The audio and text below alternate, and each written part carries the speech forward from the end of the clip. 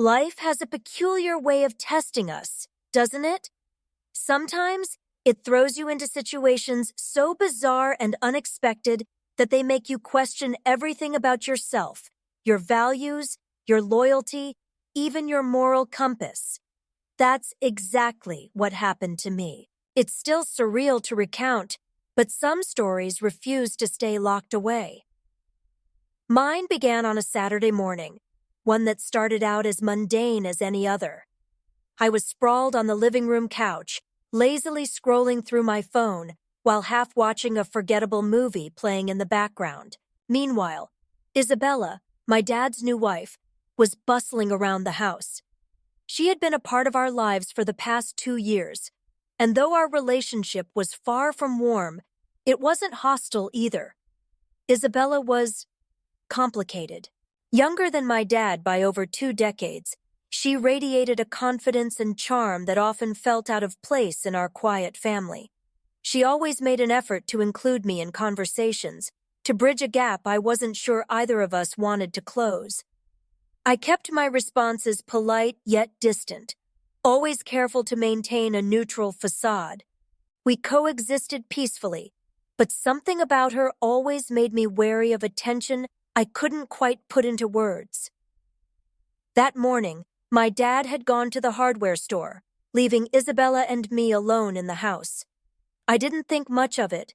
This wasn't the first time we'd been left on our own. But what happened next shook me to my core.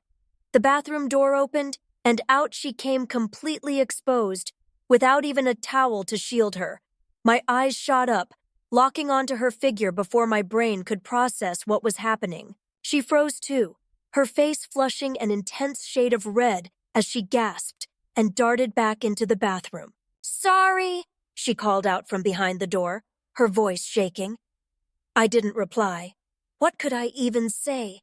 My heart was pounding in my chest like a drumbeat. My palms were damp, and my entire body felt electrified in a way I couldn't understand. It was an accident, I told myself. A horribly awkward accident. But why couldn't I stop replaying that fleeting moment? Why did it feel like something far more significant than a mistake? When she finally emerged from the bathroom, now dressed, the air between us felt heavy, charged with something neither of us dared to acknowledge. She avoided eye contact, her embarrassment palpable, and I kept my eyes glued to my phone, desperate to seem unaffected. But inside, I was anything but. My mind raced, emotions rolling like a storm at sea, confusion, discomfort, a faint, unsettling thrill that made me hate myself a little. How could something so brief shake me so deeply? That question would haunt me for days to come, marking the beginning of a series of events that would unravel everything I thought I knew about myself, my family, and my ability to resist temptation. The tension started creeping into my chest like an unwelcome guest, refusing to leave. I kept telling myself it was just an accident, a moment of awkwardness that could easily be forgotten. But deep down, I knew better. That single fleeting incident with Isabella, the glimpse I wasn't supposed to have had, set something in motion, and no matter how much I tried to push it aside, it lingered like an echo I couldn't escape. Isabella, for her part, acted like nothing had happened. She carried on with her usual routine, tidying up the house, humming softly to herself. But I couldn't help noticing the slight stiffness in her movements, the way her eyes avoided mine when we passed each other in the hallway. It was subtle, almost imperceptible, but it was there, a crack in the facade of normalcy. I wanted to believe that I was imagining things, that the weight pressing down on my chest was just the residual embarrassment from the morning's awkwardness. But when my dad came home later that day, the tension didn't fade. In fact, it only seemed to amplify.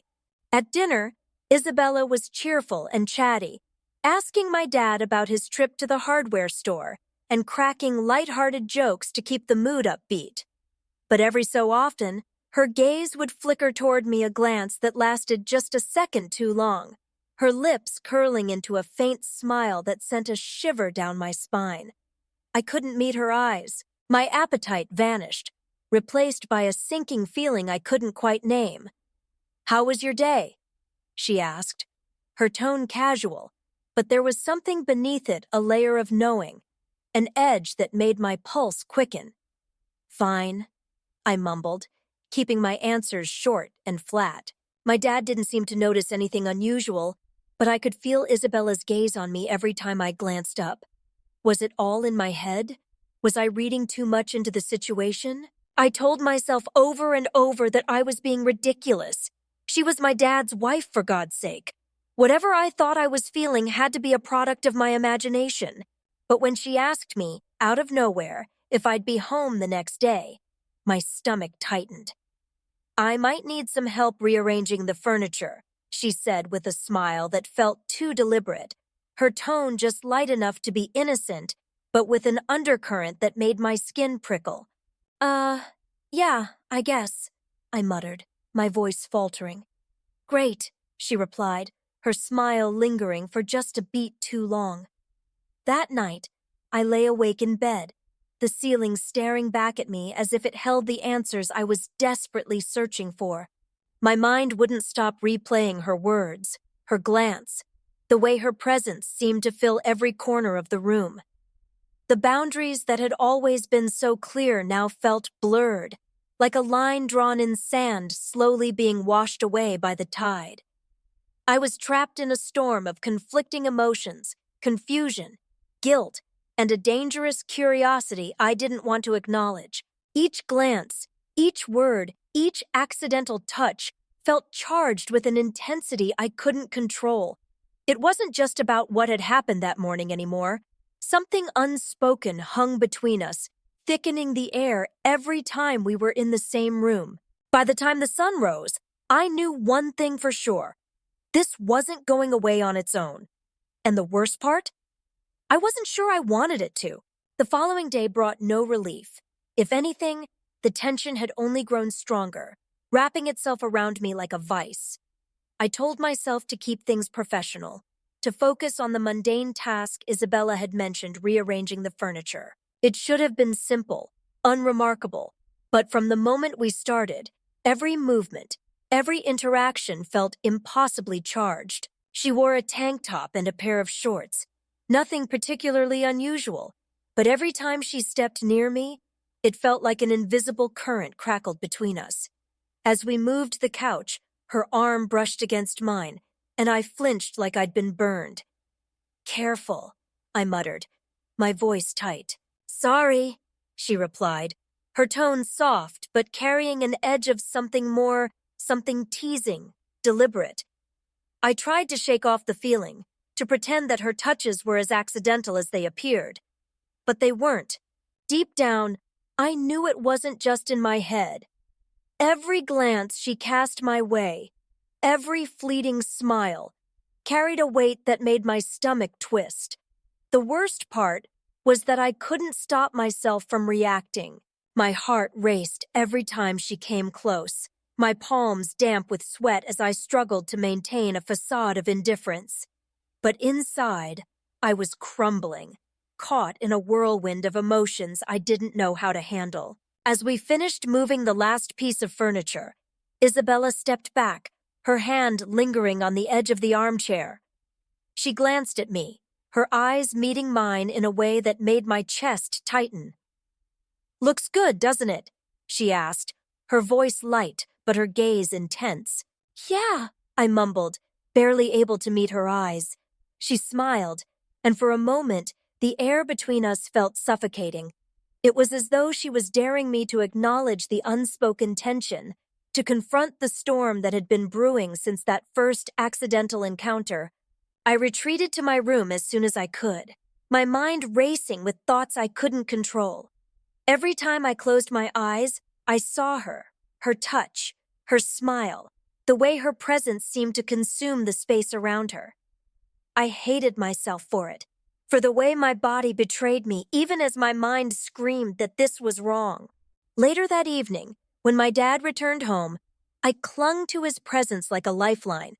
He filled the house with his usual chatter, oblivious to the turmoil that had taken root within me. Isabella, ever the picture of composure, greeted him warmly and slipped seamlessly into her role as the perfect wife. But as we sat around the dinner table, I couldn't escape her. Every time she spoke, her voice carried an undercurrent that made my chest tighten. Every time she glanced my way, it felt like a spark, igniting something dangerous inside me. "How was the rearranging today?" my dad asked casually, oblivious to the tension thick enough to cut with a knife. "Fine," I replied quickly, my voice betraying none of the chaos raging inside me. Isabella smiled, the corners of her mouth curving in a way that felt far too knowing. I forced myself to look away, focusing on the plate in front of me, as if it held the answers to my unraveling. That night, as I lay in bed, the storm inside me raged on. I wanted to hate her for what she was doing, for the way she seemed to toy with me, testing the boundaries of what was acceptable, but I couldn't. Instead, I hated myself for the way I responded, for the way my heart betrayed me every time she looked my way. And through it all, one thought haunted me. How long could I keep pretending that nothing was happening before something broke? The air in the house felt heavier with each passing day, like a storm brewing just out of sight. Every interaction with Isabella was laden with tension, her presence a constant reminder of the precarious line we were walking. I told myself I could handle it, that I could keep my distance and maintain control. But the truth was, I was barely holding on. The breaking point came one Friday evening. My dad had gone out with some friends from work, leaving Isabella and me alone. She suggested we watch a movie together, her tone casual and her expression unreadable. I hesitated, every instinct screaming at me to decline. But in the end, I agreed, thinking that staying in the living room was safer than retreating to my room and risking another late-night knock on my door. We sat on opposite ends of the couch, a bowl of popcorn between us. The movie played on the screen, but I couldn't focus. My entire being was attuned to her every movement, every glance, every breath. She leaned over at one point to grab some popcorn, her hand brushing against mine. The contact was brief, almost incidental, but it sent a jolt through me that I couldn't ignore. This time, she didn't pull away immediately. Instead, her eyes met mine, and I saw something in them that made my chest tighten, a question, a challenge, or maybe just a reflection of the storm raging inside me. "I feel like we've been avoiding something," she said softly, her voice barely audible over the movie. Her words hung in the air like a spark waiting to ignite. My stomach twisted, and I struggled to keep my voice steady. "What do you mean?" "You know what I mean," she replied, her gaze unwavering. Panic set in, my heart racing as I searched for a way out of this moment. But before I could respond, the sound of my dad's truck pulling into the driveway shattered the tension like a glass hitting the floor. Isabella sat up abruptly, her face pale and her movements hurried.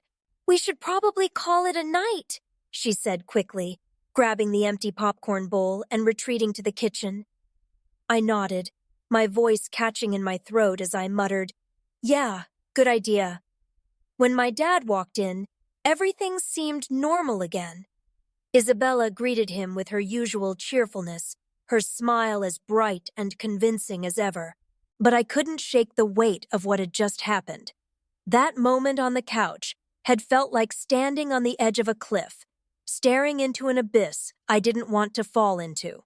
The days that followed were no better. Isabella seemed to find excuses to be around me, asking for help with small tasks, lingering in the same room, starting conversations that felt loaded with hidden meanings. Each interaction left me more confused, more vulnerable to the emotions I was desperately trying to suppress. At dinner, my dad would joke and chat as if nothing was amiss, completely unaware of the silent war raging inside me. Isabella played her role perfectly, her demeanor light and engaging. But every so often, her gaze would meet mine across the table, and I felt like she could see straight through me, into the chaos I was trying so hard to hide. That Friday night had opened a door neither of us wanted to admit existed, and now it felt like it was impossible to close. The line between what was appropriate and what wasn't had become so blurred, I couldn't tell if it even existed anymore. And the worst part was, I wasn't sure I had the strength to draw it again. I thought the tension had reached its peak, that the moments of charged silence and stolen glances would be as far as things went. But life has a way of pushing you further, of testing how much you can endure before everything falls apart. That night, after dinner, I went to my room, desperate for some distance. I wanted to believe that if I stayed behind my locked door, I could keep myself safe from Isabella, from my own spiraling thoughts, from the growing storm inside me. But the storm had no intention of letting me rest. It was around 10 p.m. when I heard the soft knock at my door. My heart stopped. I knew it was her before she even spoke. "Hey!" Isabella's voice came through, quiet but insistent. "You awake?" I wanted to pretend I wasn't, but my voice betrayed me. Yeah." The door cracked open, and she stepped inside, wearing one of those oversized t-shirts that women often wear to bed. It clung to her in a way that made my stomach twist. I looked away quickly, focusing on my phone as though it could shield me from the weight of her presence. "I just wanted to apologize," she began, her tone soft, almost hesitant. She sat on the edge of my bed, and I could feel the mattress dip beneath her weight. "I think I've been making things weird between us. That's not what I want. I just want us to have a good relationship, you know?" Her words were innocuous, but the way she said them wasn't. There was a warmth in her voice, a closeness that made my pulse race. I nodded, swallowing hard. "It's fine," I muttered, my voice barely above a whisper. She smiled, then a small, almost intimate smile that sent a shiver down my spine. "Okay," she said, standing up and smoothing the hem of her shirt. "Good night." "Good night," I replied, my voice shaky. She left the room, closing the door behind her, but her presence lingered like a ghost. I stared at the ceiling, trying to process what had just happened. Was she just being kind? Or was there something more behind her words? Her tone, the way she sat just a little too close. The days that followed were suffocating. Isabella seemed to find more and more reasons to talk to me, to be near me. It wasn't over nothing that could be pointed to as evidence of anything improper. But it was there in the way she lingered in doorways, the way her laughter seemed softer when it was directed at me, the way her hand brushed against mine just a little too often. I couldn't escape the tension, the growing weight of unspoken feelings that hung in the air between us.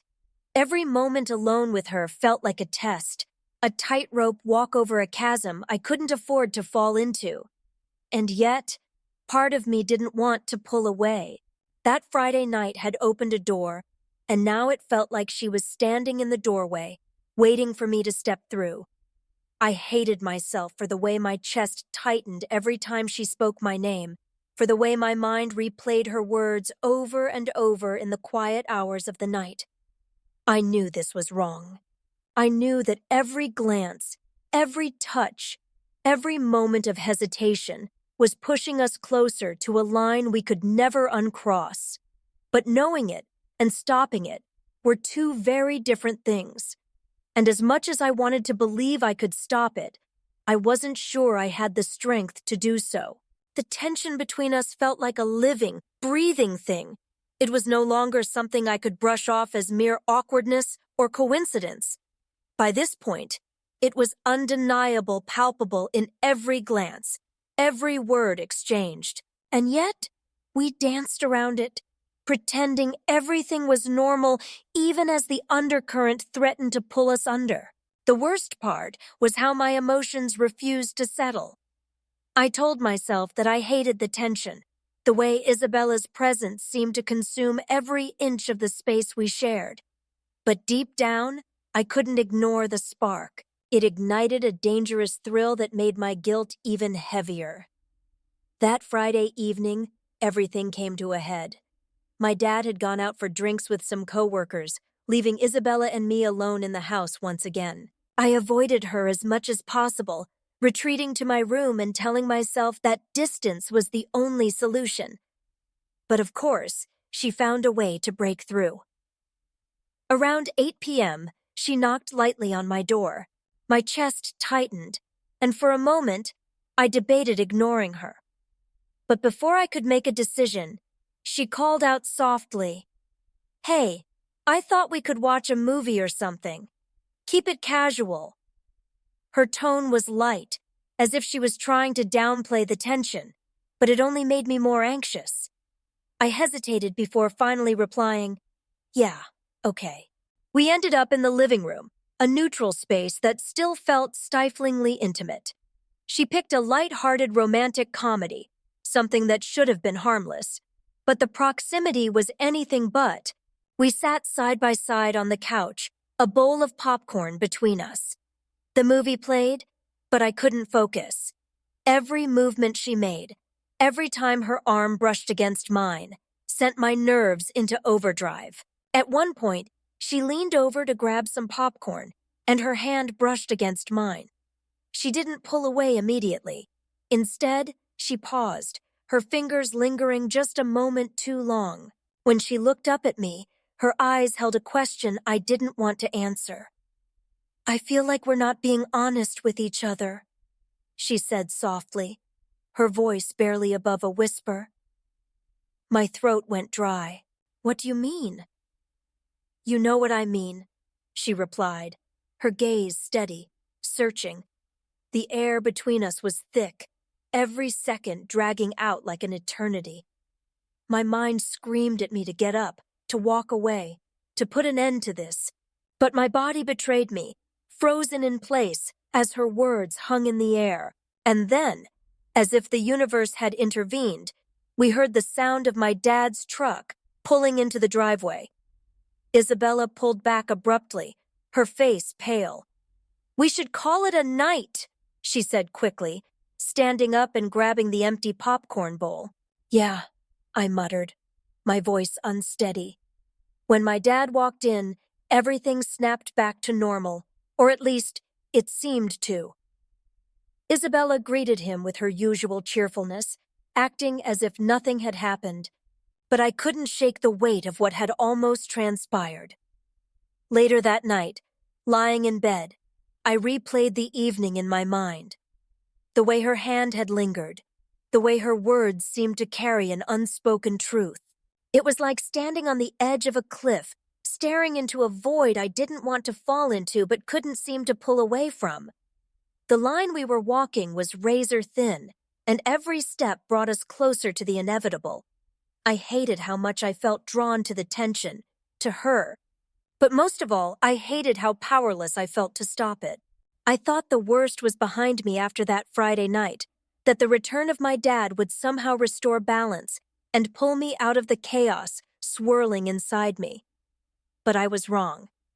The storm didn't subside. It grew, pushing me closer to a line I swore I wouldn't cross, even as every glance, every word from Isabella seemed to pull me toward it. The days that followed felt like walking on a tightrope, each step fraught with tension. Isabella didn't retreat. If anything, she seemed more determined to push boundaries, always finding reasons to talk to me, to linger in my space, to be present in ways that felt impossible to ignore. The moments between us were subtle, but charged a glance that lasted a fraction too long, a brush of her hand against mine that felt deliberate, her voice softening in ways that made my pulse race. One evening, after dinner, she caught me as I was heading upstairs. "Can we talk for a second?" she asked, her tone casual, but her expression anything but. I hesitated, every muscle in my body screaming at me to decline, but I couldn't find the words to say no. "Sure, I replied, my voice strained. She followed me into my room, closing the door behind her. The sound of the latch clicking felt deafening in the silence that followed. She didn't sit down this time. Instead, she stood by the door, her hands fidgeting nervously. I feel like there's something we need to address, she began, her voice steady, but tinged with something I couldn't quite place. There's nothing to address, I said quickly, my voice sharper than I intended. She tilted her head, her eyes searching mine. Is there? Because I can feel it every time we're in the same room. This tension. I know you feel it too. My heart pounded in my chest, each beat like a hammer against my rib cage. You're married to my dad, I said bluntly, hoping the words would shut down whatever she was trying to say. I know, she whispered, her voice barely audible. She took a step closer, her eyes never leaving mine. But that doesn't change how I feel, or how you feel. The room felt impossibly small, the air thick with everything we weren't supposed to say. I backed up instinctively, trying to put distance between us, but there was nowhere to go. This is wrong, I said, my voice shaking. I know, she said again, her voice breaking slightly. But I can't ignore it anymore. Can you? Before I could respond, the sound of my dad's truck pulling into the driveway shattered the moment. Isabella stepped back abruptly, her expression shifting to one of panic. We'll talk later, she said quickly, opening the door and slipping out before I could stop her. I stood there, my legs trembling, my mind racing.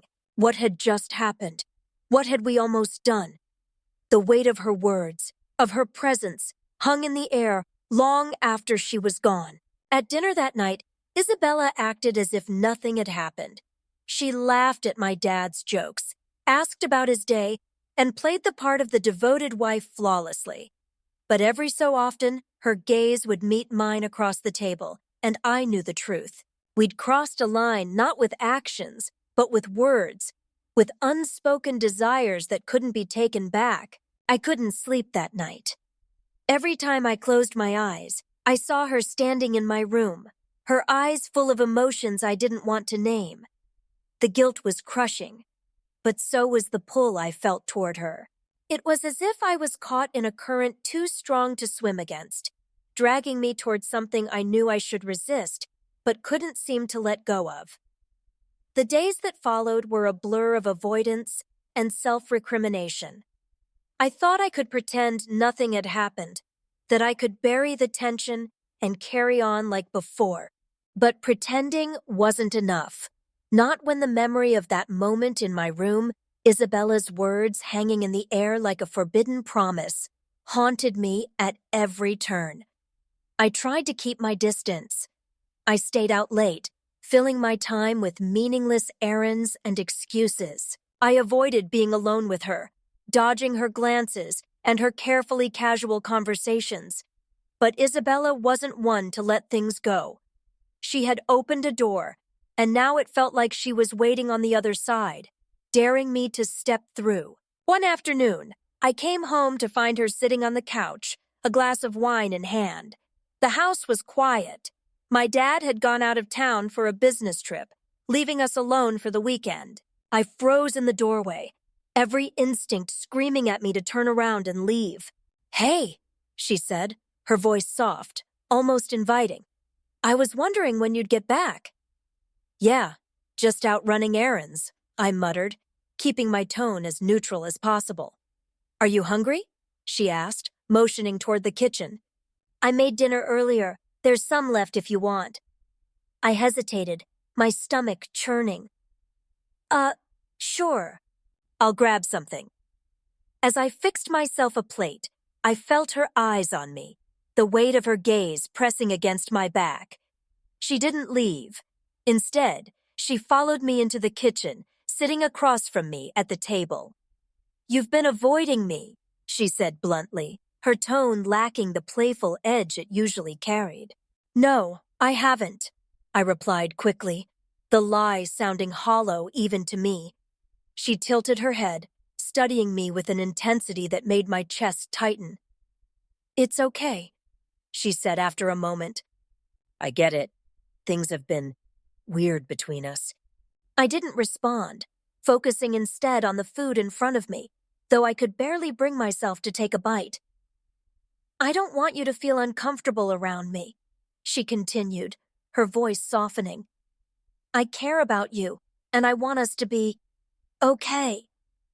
Her words were innocent on the surface, but the way she said care about you sent a shiver down my spine. I nodded, swallowing hard. "I'm fine. Really." She reached across the table then, her hand resting lightly on mine. The contact was brief, but it felt like an explosion in my chest. "You can talk to me, you know," she said, her voice barely above a whisper. I pulled my hand away, pretending to adjust my plate. "Yeah, thanks," I mumbled, my voice shaky. She didn't push further, instead standing up and giving me a small smile. "Good night," she said, her tone warm, almost intimate. That night, I lay in bed, replaying the interaction over and over. The way she looked at me, the way her touch lingered just a moment too long, it all felt like a line had been crossed, one that couldn't be uncrossed. When my dad returned the next day, I felt a flood of relief, though it was tinged with guilt. His presence brought a semblance of normalcy, but the tension between Isabella and me remained, simmering beneath the surface. I knew then that this would never truly go away. The unspoken desires, the blurred boundaries, they would haunt me, a shadow I couldn't escape. Some lines, once crossed, leave marks that never fully fade. And though nothing physical had happened, the emotional toll was enough to leave me questioning everything about myself, my family, and the life I thought I knew. In the end, this experience taught me a profound lesson about boundaries, choices, and the weight of unspoken actions. Life often tests us in unexpected ways, and the strength to resist temptation comes not just from morality, but from understanding the long-term consequences of fleeting desires. The tension with Isabella reminded me how easily trust can be broken and how fragile relationships truly are. Some lines are not meant to be crossed, not just for the sake of others, but for the sake of preserving one's own integrity. In resisting, I found clarity and a renewed commitment to protect what truly matters.